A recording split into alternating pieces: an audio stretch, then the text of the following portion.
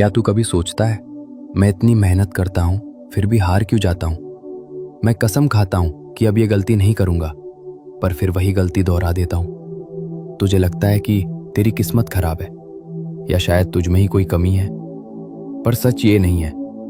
तू इसलिए नहीं हारता क्योंकि तू कमज़ोर है। तू इसलिए हारता है क्योंकि तुझे वो पैटर्न नहीं दिखता जो तेरे दिमाग में चल रहा है। आज मैं तुझे गीता का वो मनोविज्ञान समझाऊंगा जो अगर तूने समझ लिया तो असफलता तुझे छू भी नहीं पाएगी। तू अपनी हार को अंत में देखता है, जब रिजल्ट खराब आया या जब रिश्ता टूट गया। पर मित्र, विनाश कभी अचानक नहीं होता। जैसे एक विशाल पेड़ एक दिन में नहीं गिरता, उसकी जड़ें बहुत पहले खोखली हो चुकी होती हैं। मैंने अर्जुन को भी यही बताया था। इंसान का पतन एक सीढ़ी की तरह है। तू सीधा नीचे नहीं गिरता, तू एक एक सीढ़ी उतरता है। आज देख कि तू किस सीढ़ी पर खड़ा है। ध्यान से सुन, ये वो नक्शा है जो तुझे तेरी बर्बादी से बचाएगा। स्टेप 1, ध्यायतो विषयान। शुरुआत यहां से होती है, सिर्फ एक विचार से। तू सोचता है, अरे बस एक बार देखने में क्या हर्ज है, बस थोड़ा सा सोचने में क्या बुराई है। ये पहली सीढ़ी है। तूने सिर्फ देखा, तूने सिर्फ सोचा।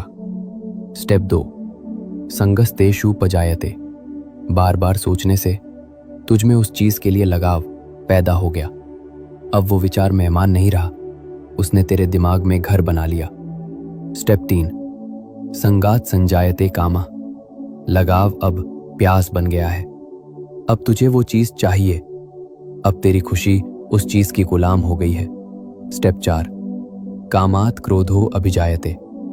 और जब वो इच्छा पूरी नहीं होती या कोई उसे रोकता है तो जन्म होता है क्रोध का। तू चीखता है, चिल्लाता है, अपना आपा खो देता है। स्टेप 5, क्रोधात भवति सम्मोह। गुस्से में इंसान अंधा हो जाता है। सही क्या है, गलत क्या है, ये भेद मिट जाता है। तू वो बोल देता है जो तुझे नहीं बोलना चाहिए था। तू वो कर देता है जो तुझे नहीं करना चाहिए था। स्टेप 6, स्मृति विभ्रमा। अब तू भूल जाता है कि तू कौन है। तेरे संस्कार, तेरी शिक्षा, तेरा ज्ञान सब गायब हो जाते हैं। स्टेप 7, बुद्धि नाशो। अब तेरी बुद्धि मर चुकी है। तू इंसान नहीं रहा, तू सिर्फ आवेग का पुतला बन गया है। स्टेप 8, बुद्धि नाशात प्रणश्यति। और जब बुद्धि मर जाती है तो विनाश निश्चित है। रिश्ता खत्म, करियर बर्बाद, इज्जत मिट्टी में। अब मुझे बता मित्र, तेरा विनाश कहाँ हुआ? क्या स्टेप 8 विनाश पर? नहीं। क्या स्टेप 4 गुस्से पर? नहीं। तेरी हार तब तय हो गई थी जब तूने स्टेप 1 पर उस गलत विचार को अपने घर मन में घुसने दिया था। तू सांप को घर के अंदर बुलाकर बाद में उसके काटने की शिकायत नहीं कर सकता। सांप का काम है काटना और मन का काम है बहकना। तू बार बार इसलिए फेल होता है क्योंकि तू जंगल की आग को बुझाने की कोशिश करता है, जबकि तुझे सिर्फ उस एक चिंगारी को बुझाना था जब वो गिरी थी।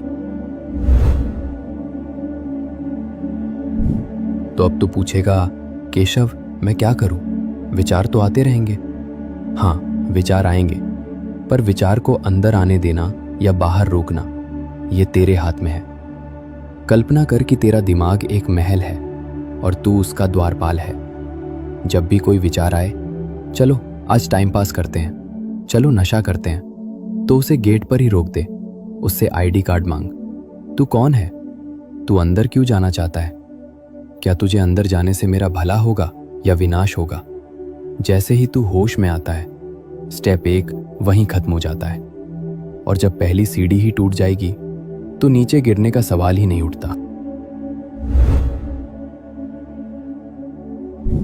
अगली बार जब तेरा हाथ फोन की तरफ बढ़े या तेरा मन किसी पुरानी याद में फंसने लगे तो रुक जाना।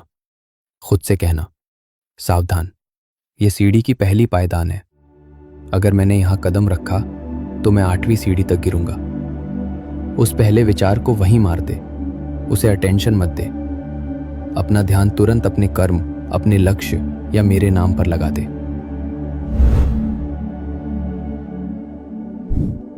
मित्र, सफलता बड़ी बड़ी जीत से नहीं मिलती। सफलता मिलती है छोटी छोटी लड़ाइयां जीतने से। जाग जा, अपने मन का राजा बन, गुलाम नहीं। मैं तेरे साथ हूं हर